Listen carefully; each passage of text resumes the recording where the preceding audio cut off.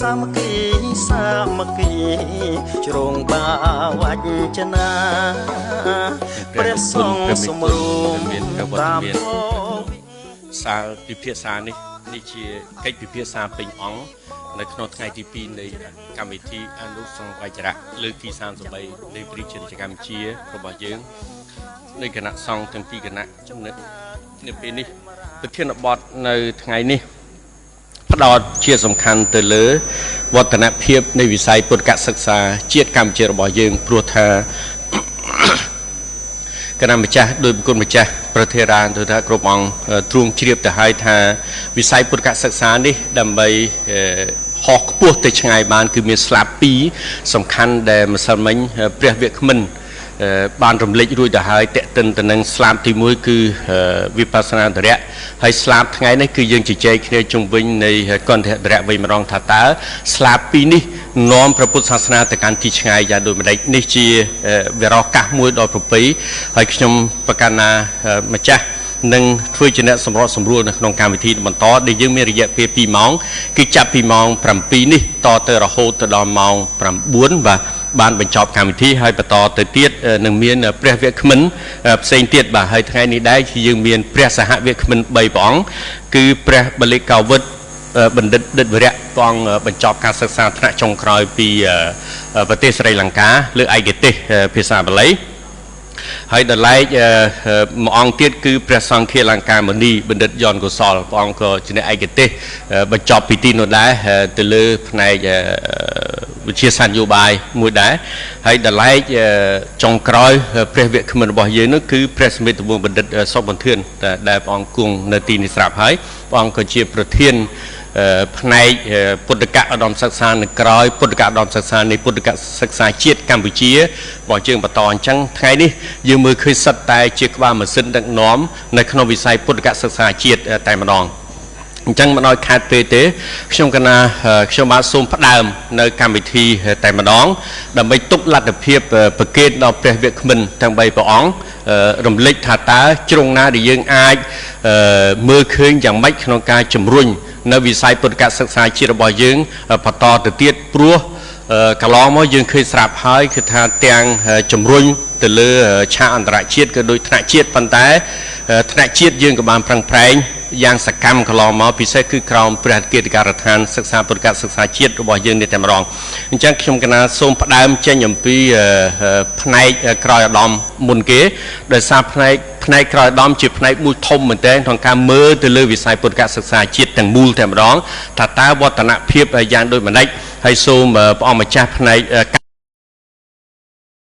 នៅ slide បន្តទៅទៀតចោះគណៈម្ចាស់ចឹងគណៈសូមរដ្ឋាភិបាលប្រគុណម្ចាស់ព្រះបណ្ឌិតសមិទ្ធវង្សបណ្ឌិតសុបន្ធឿនមុនគណៈម្ចាស់ចង់រំលេចមើលថាតើអ្វីដែលជាវឌ្ឍនភាពចុងក្រោយលើវិស័យពុទ្ធកសិក្សាជាតិរបស់យើងគណៈម្ចាស់សូមរដ្ឋាភិបាលព្រះបណ្ឌិតគណៈម្ចាស់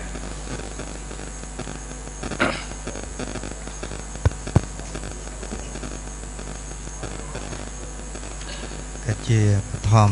សូមនមស្ការចំពោះគុណរតនត្រ័យជាទីគោរពសក្ការៈដ៏ខ្ពង់ខ្ពស់បំផុតសូមក្រាបនមស្ការចំពោះសម្ដេចព្រះសង្ឃនាយករងទី1សម្ដេចព្រះសង្ឃនាយករងទី2សម្ដេចព្រះសង្ឃនាយករងទី3សម្ដេចព្រះរាជាគណៈប្រធារានុធរៈគ្រប់ព្រះអង្គជាទីគោរពសក្ការៈដ៏ខ្ពង់ខ្ពស់បំផុតសូមចម្រើនពរចំពោះអង្គពិធីទាំងមូល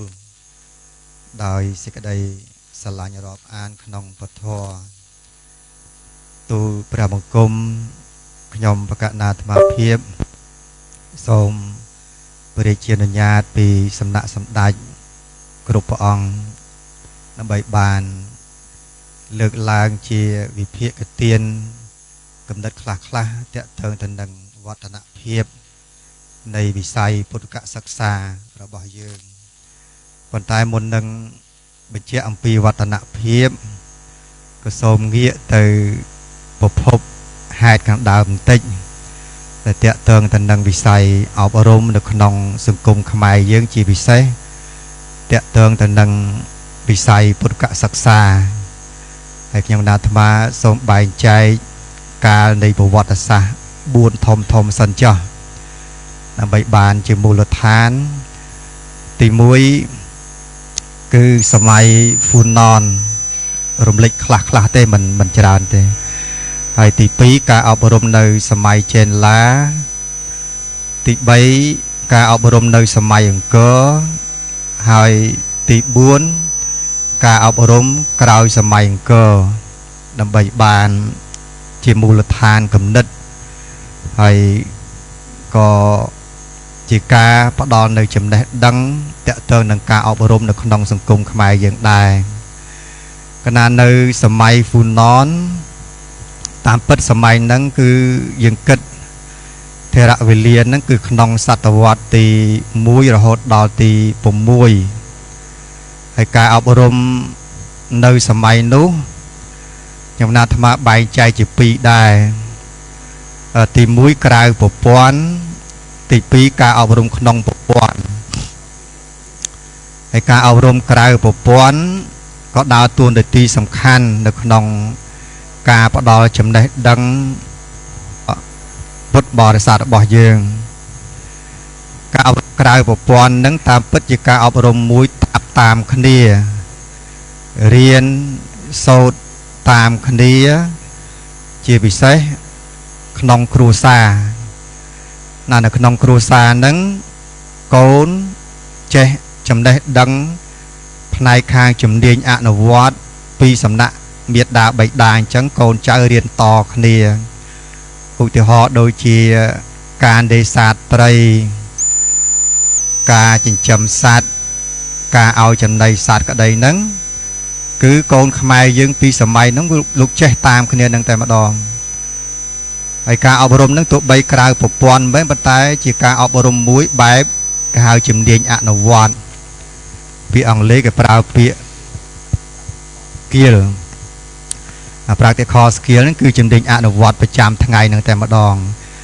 មិនគ្រាន់តែប៉ុណ្្នឹងទេការអប់រំពីសម័យនោះសូម្បីចំណេះខាងតាក់ដំរីតាក់អីហ្នឹងគឺខ្មែរយើងចេះនឹងតែម្ដងនឹងចំណុចទី1ចំណុចទី2ការអប់រំក្នុងប្រព័ន្ធបានដល់ការអប់រំនៅក្នុងសាលាហើយខ្មែរយើងតាមពិតវិស័យពុទ្ធសាសនាហ្នឹងក៏អប់រំនៅក្នុងសាលាទិសាបមោកយើងចម្លងអប់រំពីប្រទេសឥណ្ឌាមកខ្លះមកច្បាច់បញ្ចូលទៅជាមួយនឹងប្រព័ន្ធអប់រំខ្មែរយើងដែលមានស្រាប់អញ្ចឹងការអប់រំនៅសម័យនោះគឺមានសាលាទិសាបមោកដែលដើរតួនាទីយ៉ាងសំខាន់ជាទីបំផុតនៅក្នុងការផ្ដល់ចំណេះដឹងដល់បរិស័ទរបស់យើងនិងប្រសង់នៅសម័យនោះអានឹងទី2ហើយមួយផ្នែកទៀត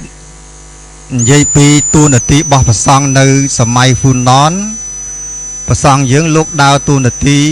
ធ្វើជាគ្រូបង្រៀននឹងតែម្ដងអញ្ចឹងប្រសង់លោកធ្វើជាសាស្ត្រាចារ្យធ្វើជាគ្រូបង្រៀនតាមគ្រួសារផងតាមសាលាផងដែលផ្ដល់ចំណេះដឹងយ៉ាងស៊ីជម្រៅជាទីបំផុតនេះសង្ខេបមួយតាក់ទងទៅនឹងការអប់រំនៅសម័យហ្វូណនដល់ពេលការអប់រំនៅក្នុងសម័យកាលទី2គឺសម័យចេនឡាហើយតាមពិតធ្វើការស្រាវជ្រាវទៅក៏មានការអប់រំមួយយ៉ាងស៊ីជម្រៅដែរបន្តនិយាមនៃការអប់រំពីសម័យហ្វូណនមកអញ្ចឹងការអប់រំក៏ដើរតួនាទីសំខាន់ពីសម័យនោះលើកសង្ខេបខ្លីៗចុះសម័យកាលទី3ចូលដល់សម័យអង្គរយើងគិតពីឆ្នាំ802រហូតដល់ឆ្នាំ1431ហ្នឹងចន្លោះហ្នឹងគឺខ្មែរយើងមានការរីកចម្រើនខ្លាំងមែនទែនការអប់រំដូច្នេះនៅសម័យចេនឡាតាមពិតសាកលវិទ្យាល័យខ្ញុំណាលើកក្នុងកម្រិតសាកលវិទ្យាល័យចុះដោយសារវាតាក់ទងនឹងផ្នែកឧត្តមសិក្សា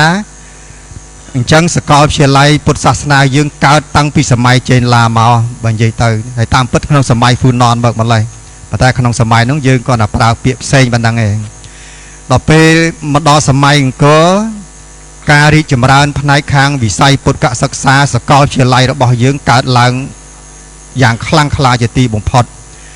ដែលជាមោទនភាពសម្រាប់ខ្មែរយើងនិងពុទ្ធសាសនាខ្មែរយើងនៅសម័យនោះបើប្រៀបធៀបទៅនឹងការរីកចម្រើននៅបណ្ដាប្រទេសនានាដែលកើតឡើងជាសកលវិទ្យាល័យដូចជានៅប្រទេសបារាំងដូចជាសកលវិទ្យាល័យSorbonneតាមពិតក្រោយយើងទេដែលសកលវិទ្យាល័យកើតឡើងក្នុងសង្គមខ្មែរហ្នឹងគឺខ្មែរយើងហាក់ដូចជាមានអាយុកាលចំណាស់ជាងគេនឹងតែម្ដងនេះជាដំណាក់កាលទី3នៅក្នុងសម័យអង្គរហើយកណាគ្រប់ព្រះអង្គហើយអ្នកស្រាវជ្រាវអាចទៅស្រាវជ្រាវនៅ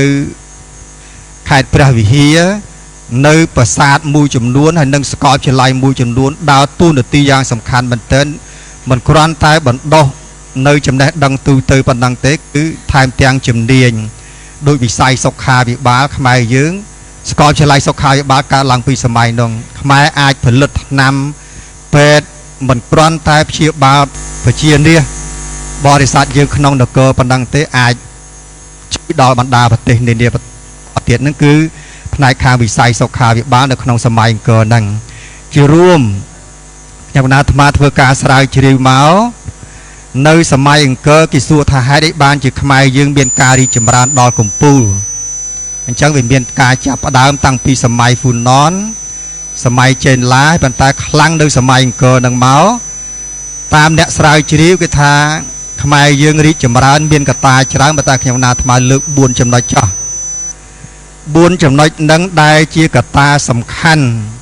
ធ្វើឲ្យខ្មែរយើងរីកចម្រើនដល់កំពូលគឺទី1កត្តាវប្បធម៌សីលគុណខ្មែរយើងមានសិលធម៌អញ្ចឹងប្រព័ន្ធអប់រំទាំងអស់ផ្ដោតលើការអប់រំមនុស្សឲ្យមានរបៀបរស់នៅក្នុងសង្គមនឹងតែម្ដងនឹងកត្តាទី1វប្បធម៌កត្តាទី2ខ្មែរយើងមានការគោរពលើវប្បធម៌កតញ្ញូហ្នឹងគឺខ្មែរចិត្តគោរពដូនតាពុព្វបុរសហើយក្នុងសាសនាក្តីហ្នឹងគឺសិលធម៌ការដឹងគុណរបស់វីរៈសង្ឃក្តីហ្នឹងគឺខ្លាយជារបត់ខ្លាយមួយដ៏សំខាន់ជាទីបំផុតនឹងកត្តាទី2ធ្វើឲ្យខ្មែរយើងរីកចម្រើននៅសម័យអង្គរដែរកត្តាទី3គឺជាហេតុធ្វើឲ្យខ្មែរយើងរីកចម្រើនគឺផ្អែកលើវប្បធម៌មួយទៀតគឺតកតងលទ្ធិអេសីហើយខ្ញុំណាលើកឡើងលទ្ធិអេសីមានន័យថាហ្នឹងគឺជាអេសីនៅក្នុងព្រៃអេសីមួយដូចបច្ចុប្បន្នរីកចម្រើនតាក់កន្លែងផ្សេងមែនទេលទ្ធិអេសីនៅក្នុងទីនេះគឺសំដៅលើប្រព័ន្ធអប់រំមួយដ៏ខ្លាំងក្លាជាទីបំផុតប្រព័ន្ធអប់រំមួយគឺមានការកំណត់ក្នុងផែនការយុទ្ធសាស្ត្រផែនការសកម្មភាពរហូតដល់ក្នុងផែនការនឹងគេកំណត់ថាតើដឹកនាំមនុស្សទៅណាកសាងមនុស្សតាមរបៀបម៉េចដឹកនាំមនុស្សទៅណាប្រើប្រាស់ធនធានមនុស្សយ៉ាងម៉េចនឹងគឺកត្តាទី3ធ្វើឲ្យមនុស្សខ្មែរយើងខ្លាំងនៅសម័យអង្គរដោយសារលទ្ធិអេសីគឺសំដៅលើប្រព័ន្ធអប់រំនឹងខ្ញុំណាសូមបញ្ជាក់ម្ដងទៀតកុំឲ្យព្រះអង្គយល់ច្រឡំថាកណ្ដាអេសីវាចូលព្រៃអស់ទៅបួសជាតបោះនឹងផ្សេងមួយទៀតណាបងណាកត្តាទី4ធ្វើឲ្យខ្មែរយើងខ្លាំងតកតើរឿងការអប់រំដែរប៉ុន្តែផ្ដោតលើលទ្ធិអេសូនៅក្នុងទីនេះក៏មិនមែនជាអេសូផ្សេងដែរប៉ុន្តែសំដៅលើសមត្ថភាពកងទ័ពអញ្ចឹងខ្មែរយើងកងទ័ពខ្មែរយើងពីសម័យនោះមានការវឹកហាត់ស្ទាត់ជំនាញជាទីបំផុតក្នុងការពារបូរណភាពទឹកដីទាំងជើងទឹកទាំងជើងគោកអញ្ចឹងជាការអប់រំមួយខ្លាំងក្លាមែនទែនហើយការអប់រំផ្នែកខាងសមត្ថភាពកងទ័ពនេះចំណងញាតិទៅអន្តទីអីហ្វូណនណាមានឯកទេសមួយសិក្សាតាក់គុណខ្មែរហ្នឹងគឺធ្វើឲ្យខ្មែរយើងមានការវឹកហាត់ជំនាញផ្នែកខាងក្បាច់គុណហ្នឹងអញ្ចឹងកើតឡើងតាំងរាប់ពាន់ឆ្នាំកន្លងមកហើយអញ្ចឹងអាសរុបមកវិញបន្តិចទៀតថានៅសម័យអង្គរក៏តាឲ្យធ្វើឲ្យខ្មែរយើងរីកចម្រើនមាន4នឹងដល់ពេលក្រោយសម័យអង្គរខ្មែរយើងក៏មានការវិវត្តការប្រព័ន្ធអប់រំហ្នឹងជាហោហែមកទៀតរហូតដល់យើង យកមូលដ្ឋានគំនិតអប់រំពីសម័យដើមមកច្បាច់បញ្ចូលគ្នាទៅជាមួយប្រព័ន្ធអប់រំសម័យទំនើបហ្នឹងយើងបានបញ្ចូលពីបណ្ដាប្រទេសលោកខាងលិចខ្លះคล้ายទៅជាប្រព័ន្ធអប់រំមួយហើយវិស័យពុទ្ធសិក្សាយើងក៏បានធ្វើដំណើរពីនោះមករហូតដល់បច្ចុប្បន្នអញ្ចឹងការវិវត្តពីសម័យនោះការរៀនសូត្រពីមុនមកទោះបីមិនទាន់មានសាលាក៏ដោយខ្មែរយើងរៀនតាមព្រៃឈើរៀនតាមកុដរៀនតាមវត្តអារាមប៉ុន្តែខ្មែរយើងក៏អាចផលិតធនធានប្រសង់យើងបានច្រើនមកដល់បច្ចុប្បន្នការវិវត្តរៀនសូត្រក្រោមព្រៃក្រោមដើមឈើតាមវត្តអារាមคล้ายទៅជាសាលារៀនដូចយើងកំពុងនៅសពថ្ងៃហ្នឹងអានេះជាការវិវត្តមួយផ្នែកខាងរូបវន្តហ្នឹងគឺទី1ហើយទី2ការវិវត្តវិស័យពុទ្ធសិក្សាហ្នឹងគឺ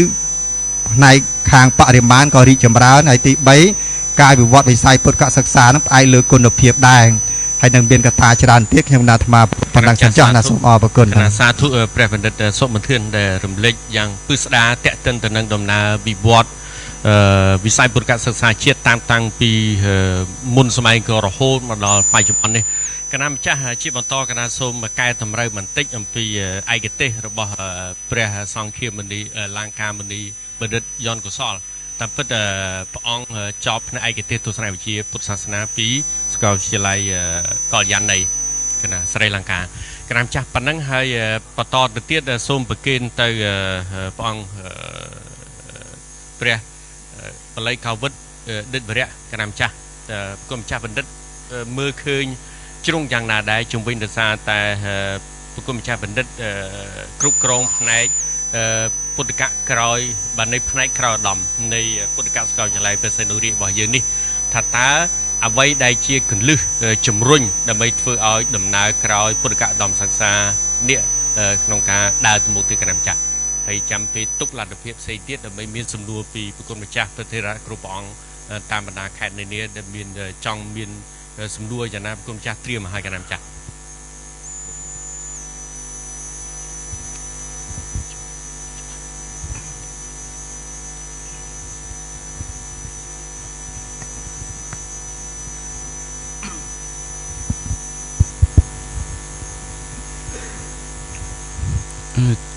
ជាបឋមខ្ញុំកណាសូមក្រាបថ្វាយបង្គំសម្ដេចព្រះសង្ឃនាយករងសម្ដេចព្រះរាជាគណៈប្រធេរានុធេរៈគ្រប់អង្គដើម្បីបានចូលរួមអំពីប្រវត្តិខ្លះនៃពុទ្ធកៈព្រះសីហនុរាជពិសេសគឺផ្នែកក្រោយឧត្តមសិក្សាបកណាអាត្មាភាពបានទទួលបន្ទុកផ្នែកនឹងខ្ញុំកណាសូមអនុញ្ញាតអំពីសម្ដេចកណាបានចូលរួមទស្សនាទានខ្លះនៅក្នុងការប្រព្រឹត្តទៅពីព្រះសីហនុរាជពិសេសគឺផ្នែកក្រោយឧត្តមសិក្សាតាមពិតពីព្រះសីហនុរាជនេះមានប្រវត្តិតាំងពីរាជកាលសង្គមរាស្ត្រនិយមដែលមានការឧបត្ថម្ភគ្រប់គ្រងពីសម្ដេចព្រះសីហនុរាជសម្ដេចព្រះករុណាជាម្ចាស់ដែលបានឧបត្ថម្ភគ្រប់គ្រងហើយក៏មានថ្នាក់ដឹកនាំបន្តរហូតមកដល់សព្វថ្ងៃនេះក្រោយពីរបបប៉ុលពតបានដួលរលំពុទ្ធកសិក្សារបស់យើងក៏បានពិសេសគឺពុទ្ធកសាកលវិទ្យាល័យព្រះសីហនុរាជនេះបានដំណើរការតាំងពីឆ្នាំ1979មក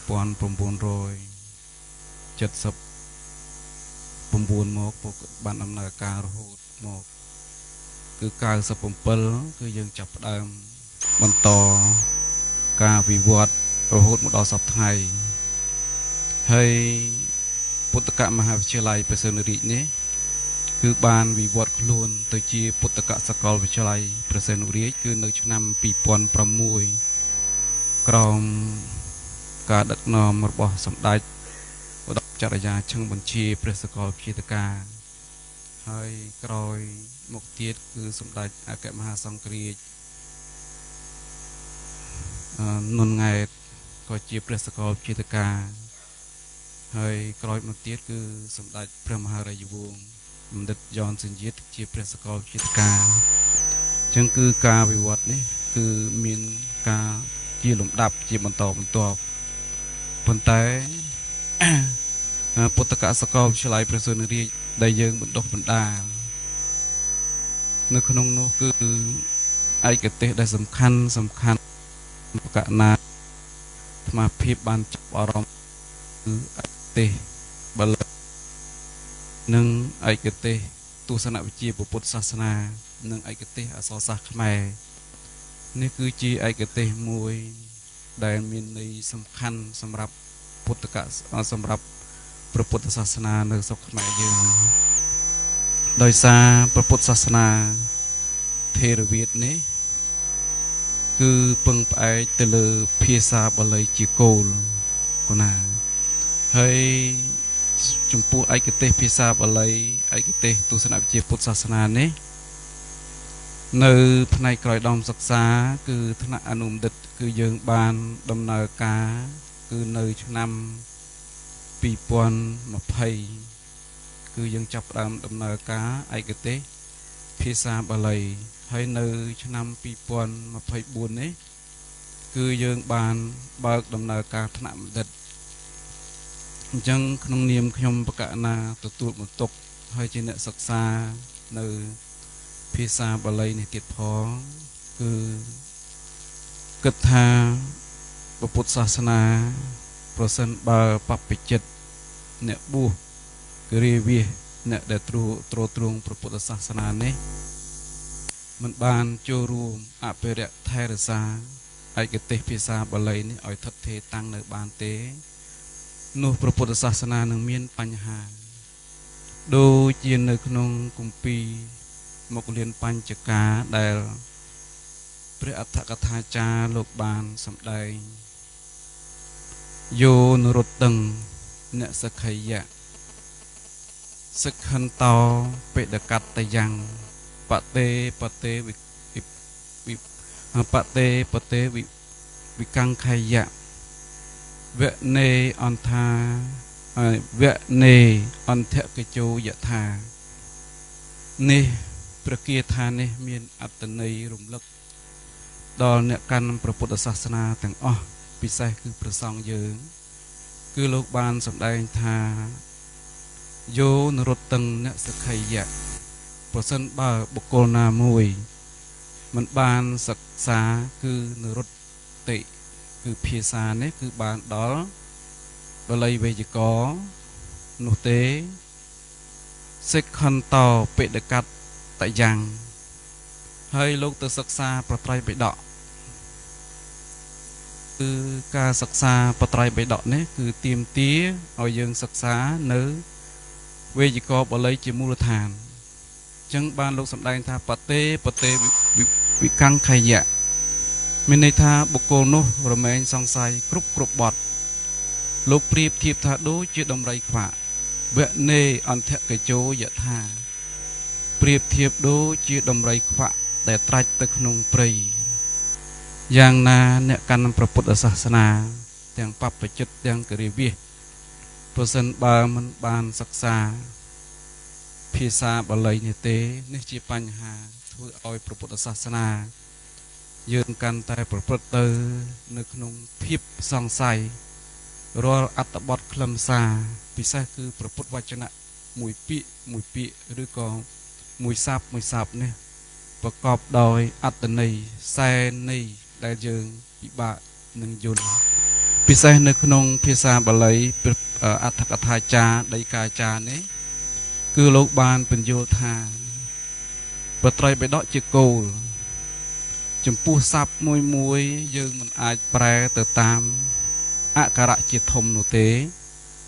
គឺត្រូវមើលទៅដល់ព្រះអដ្ឋកថាចារ្យដីកាចារ្យអនុដីនិងអនុដីកាយើងមិនអាចប្រែទៅតាមស័ព្ទឬក៏ទៅតាមអក្ខរៈមួយបានឡើយអញ្ចឹងអត្តន័យដែលពន្យល់គឺអ្នកសិក្សាពិសេសគឺព្រះសង្ឃយើងនេះគឺត្រូវក្រឡេកមើលព្រះអដ្ឋកថាចារ្យ ពាក្យនឹងលោកបានអធិប្បាយពន្យល់យ៉ាងណាអញ្ចឹងនេះគឺជាចំណុចសំខាន់ណាស់ប្រសិនបើអ្នកសិក្សាគិតតែពីស័ព្ទគិតតែពីអក្ខរៈនោះយើងនឹងកាន់យកអត្តន័យខ្លឹមសារព្រះធម៌របស់ព្រះពុទ្ធសាសនានេះឲ្យយល់ខុសហើយប្រតិបត្តិខុសនឹងមានផលវិបាកដល់ខ្លួនឯងនេះគឺចំណែកព្រះពុទ្ធសាសនាពិសេសគឺភាសាបាលីនេះទៅក្នុងសង្ឃកម្មទាំងអស់គឺត្រូវការភាសាបាលីត្រូវការអ្នកសិក្សាឆ្លៀសនៅក្នុងភាសាបាលីបើមិនដូច្នោះទេកម្មនឹងឯងនឹងដល់នឹងការវិនិច្ឆ័យខូចអន្តរាយអញ្ចឹងគឺដូចជាឧបសម្បទាកម្មជាដើមនេះគឺទៀមទាអ្នកសូត្រឬក៏គណៈពរកៈនេះត្រូវឆ្លៀសនៅក្នុងភាសាបាលីព្រោះបើមិនអញ្ចឹងទេ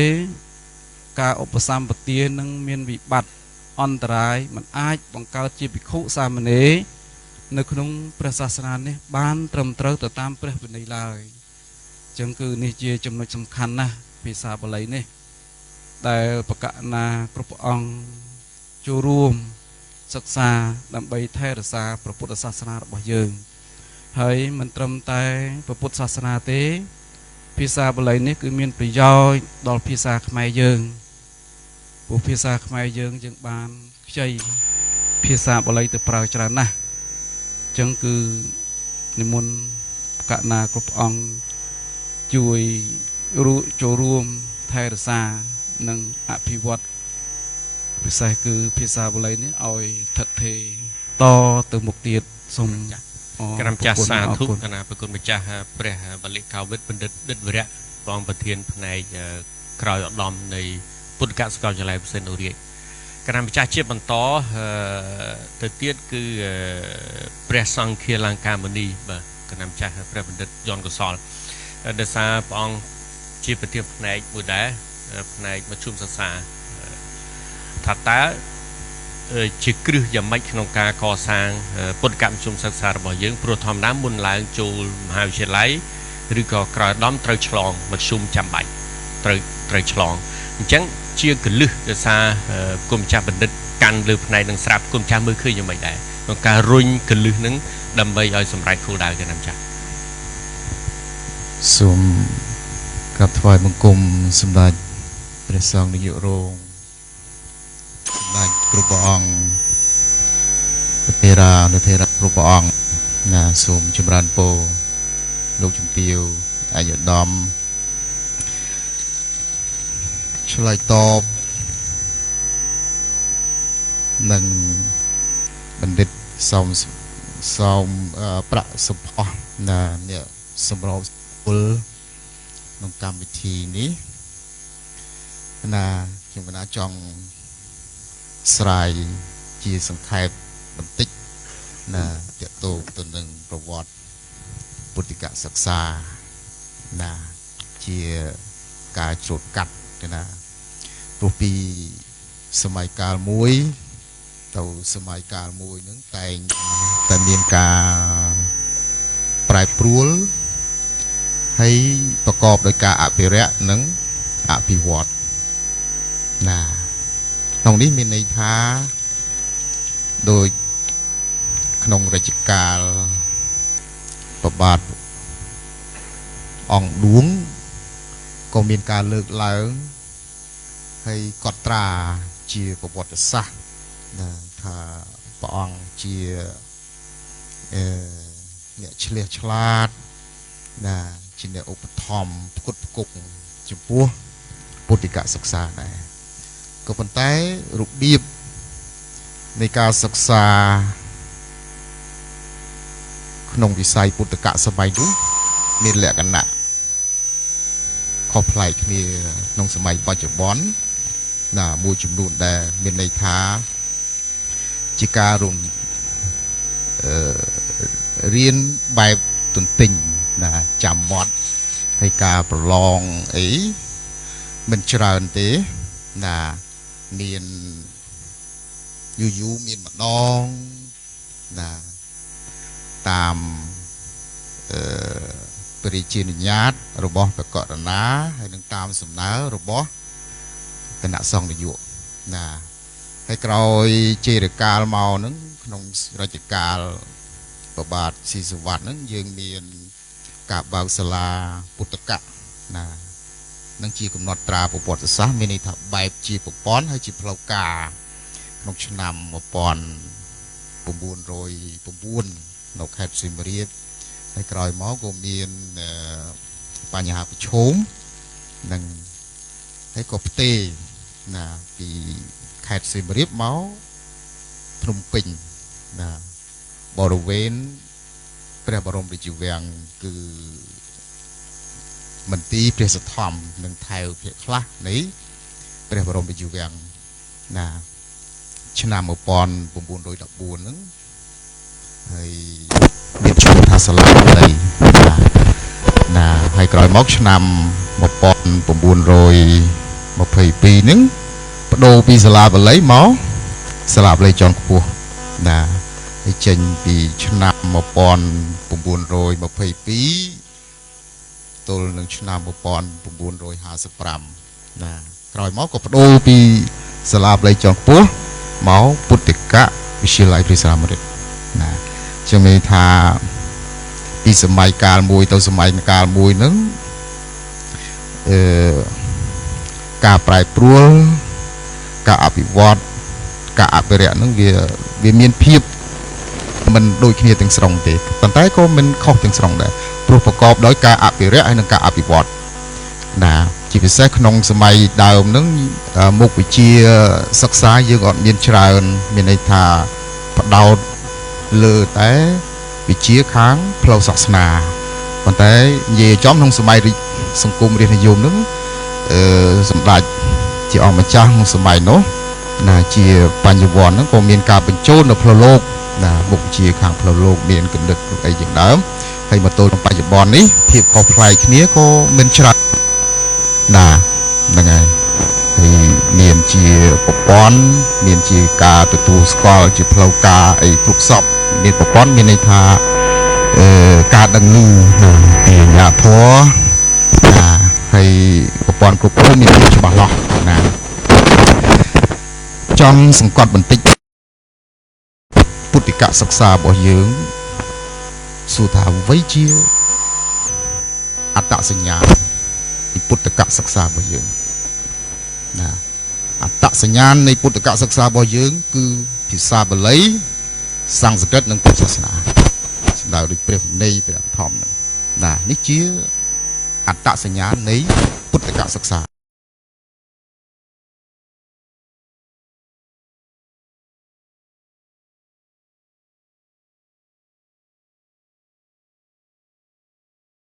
ជាបារោគ